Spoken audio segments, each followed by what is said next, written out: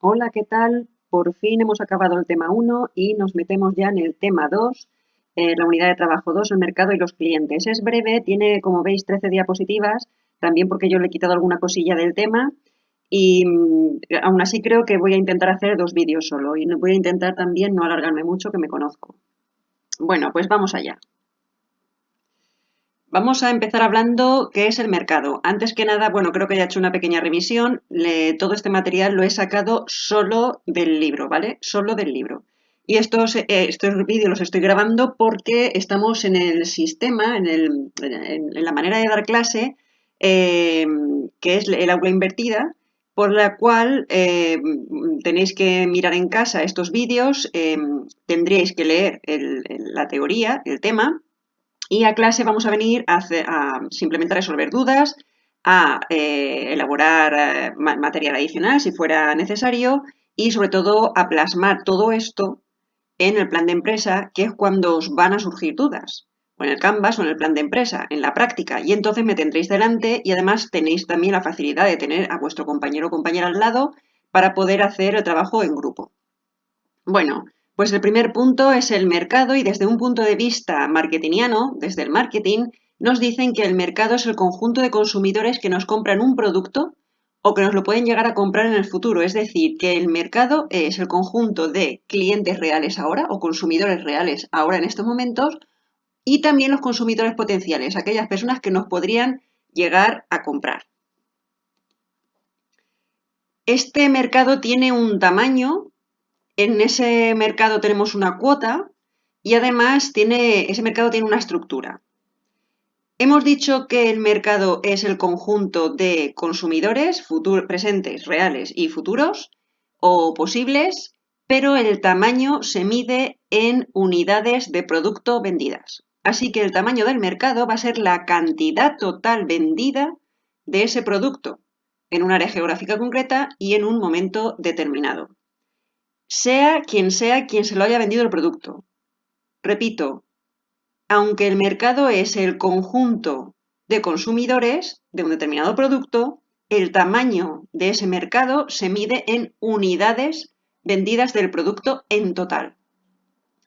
De ese mercado tendremos una cuota, nuestra empresa tendrá una cuota, una parte de ese mercado, que es la cantidad de ventas de un producto por una empresa respecto al total de ventas de ese producto por todas las empresas del sector. Por eso os estoy diciendo que el tamaño de mercado es toda la cantidad o todas las unidades vendidas de un producto, sea quien las vende. Será el conjunto de empresas que las están realizando.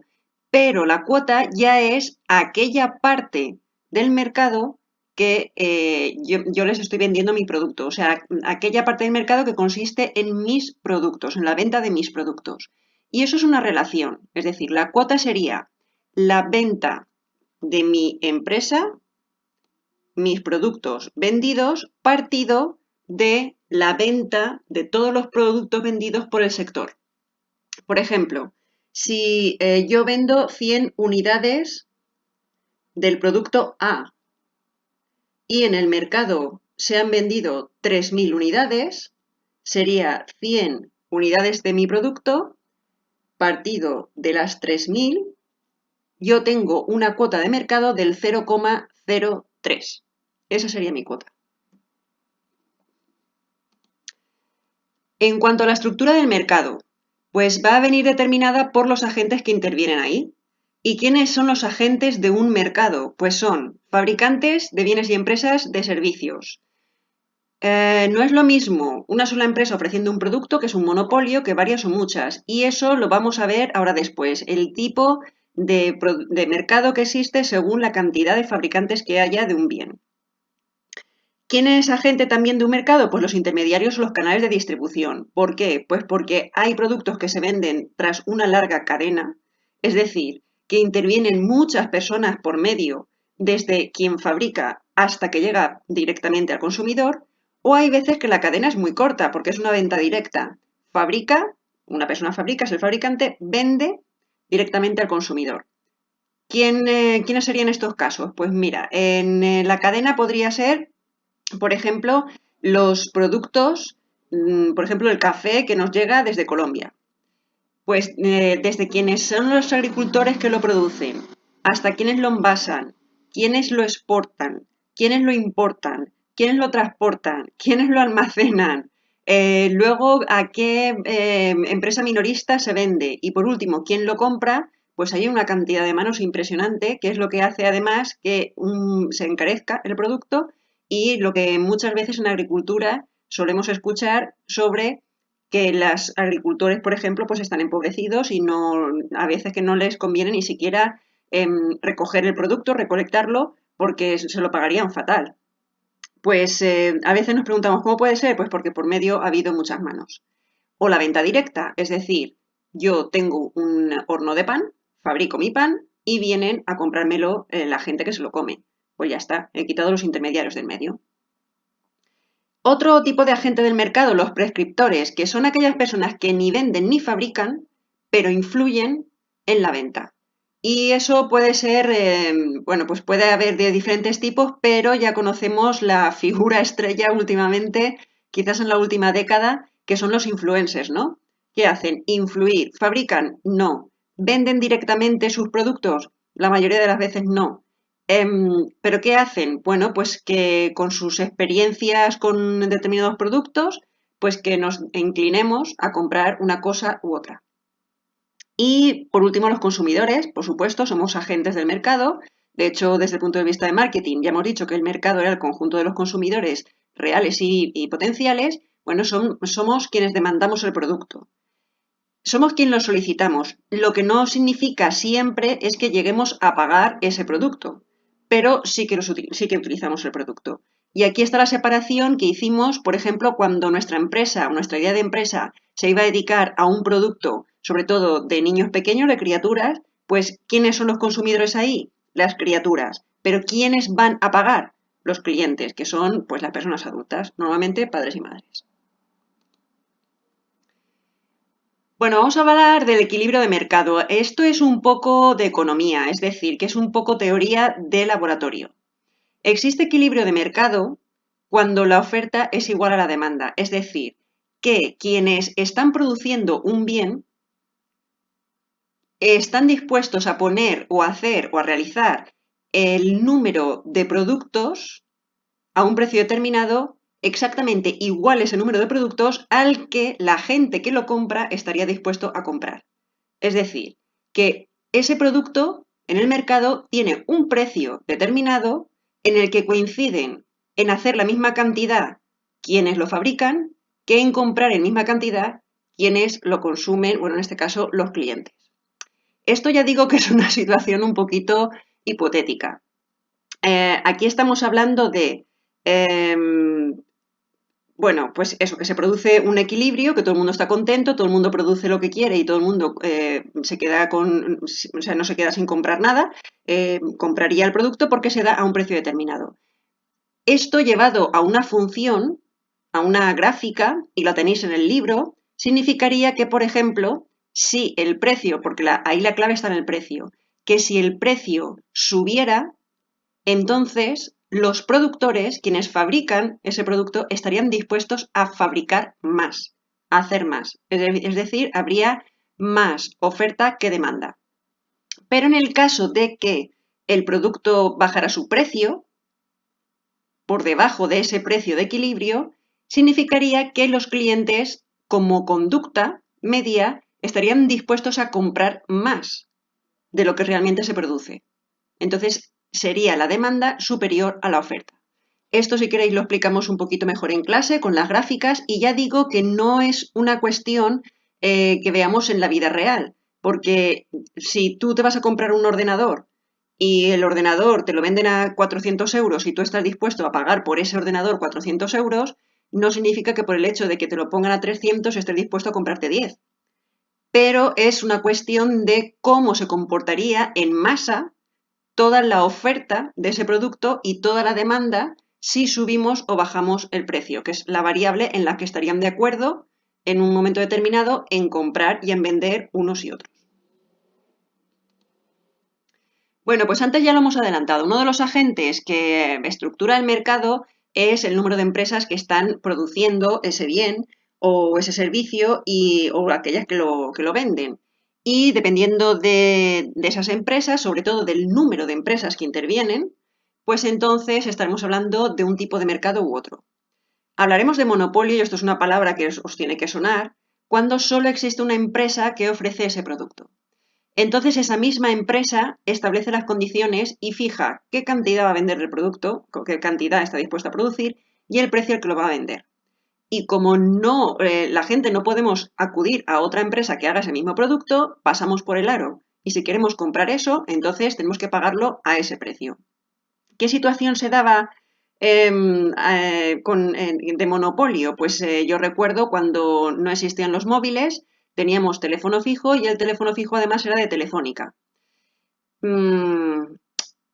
Pues Telefónica te cobraba unas tarifas y era lo que había, ¿no? Si querías tener teléfono en casa o pagabas a Telefónica con lo que te dijeran o ya está. No había otra opción.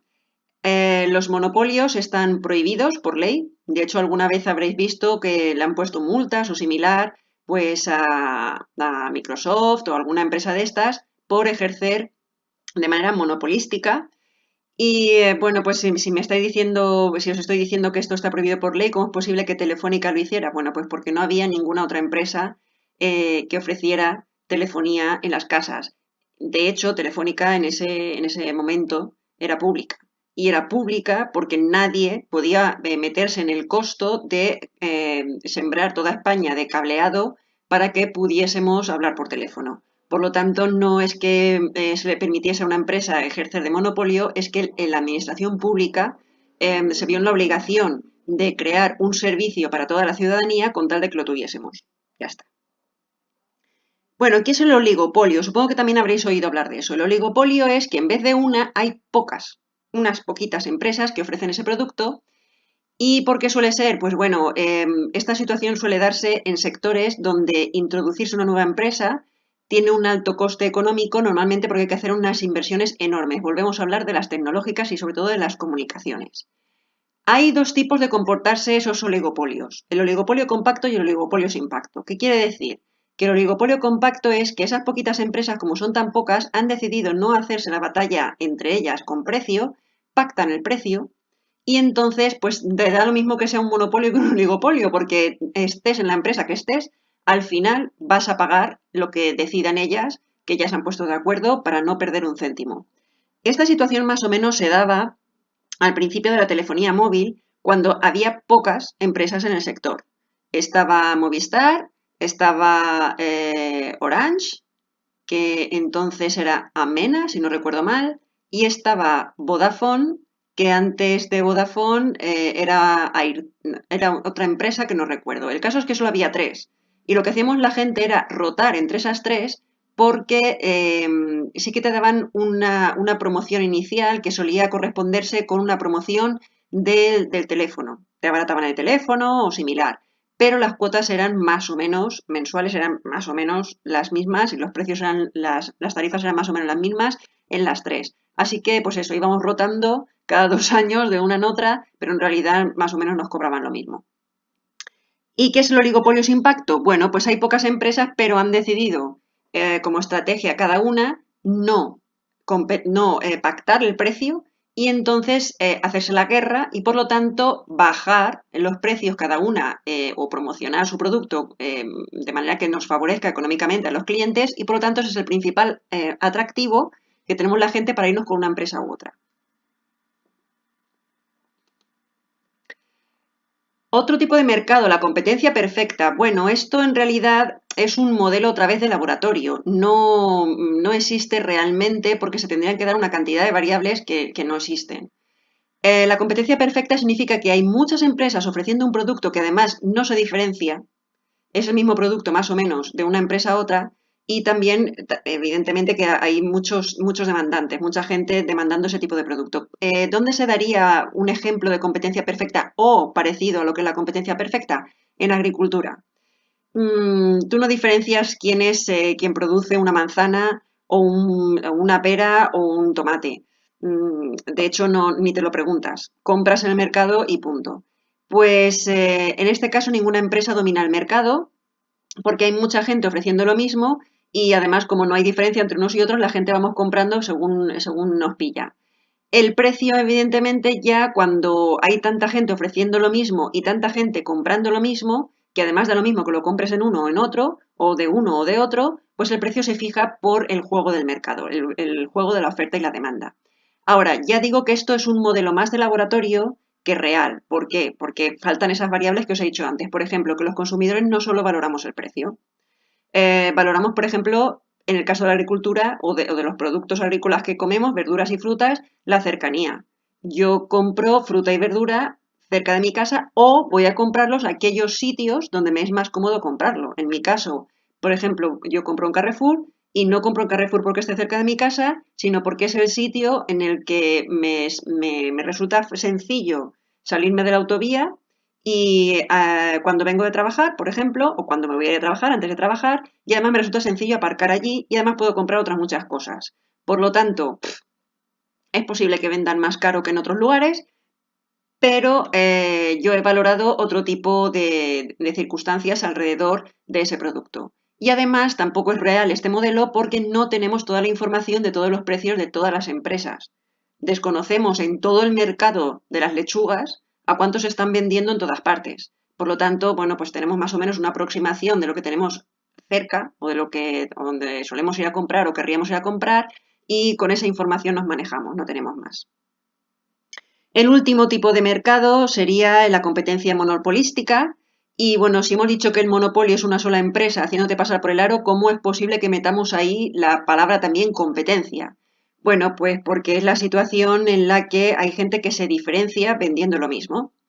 En este caso, muchas empresas ofrecen el producto, pero buscan distinguirse por calidad y marca, así que actúan como monopolio de su propio producto, aunque básicamente sea igual que otros. Vamos a pensar unos pantalones vaqueros. Pantalones vaqueros hay a patadas. Empresas que hagan vaqueros o que vendan vaqueros hay, bueno, infinitas casi. ¿Qué pasa? Que también hay muchos precios. Hay pantalones vaqueros que se venden a 19,90, pantalones vaqueros que se venden a 80 euros, pantalones vaqueros que se venden a 300 y que a pantalones vaqueros que incluso se venden a 1.500 o a 1.800. ¿Por qué hay gente que compra de unos u otros? Porque quienes producen o venden ese vaquero han conseguido diferenciarse en este caso en marca. ¿Y eso qué significa? Que cuando tú te diferencias en marca y haces que la gente busca tu marca, tú también puedes actuar de manera monopolística en tu vaquero y ponerle el precio que quieras. Y ese precio evidentemente suele ir al alza. Tú le quieres sacar más beneficio a tu vaquero. Eso también significa que cuando el resto de la competencia baja los precios o hay alguien en la competencia que hace vaqueros o que vende vaqueros a precio muy barato, a ti eso no te afecta en absoluto. Si en Zara bajan los vaqueros, quien se compra un vaquero de Armani le da lo mismo. No por ser más baratos los vaqueros de Zara, por haberlos bajado, se va a ir a Zara a comprarse un vaquero.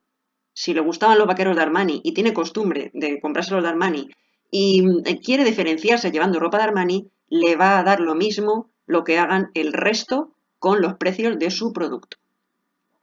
Los ejemplos como he puesto aquí, esto suele ser pues productos en los que me diferencio, donde hay una situación de estatus social y yo quiero que la gente vea que soy diferente comprando lo mismo que todo el mundo. Ropa de marca y sobre todo productos de lujo.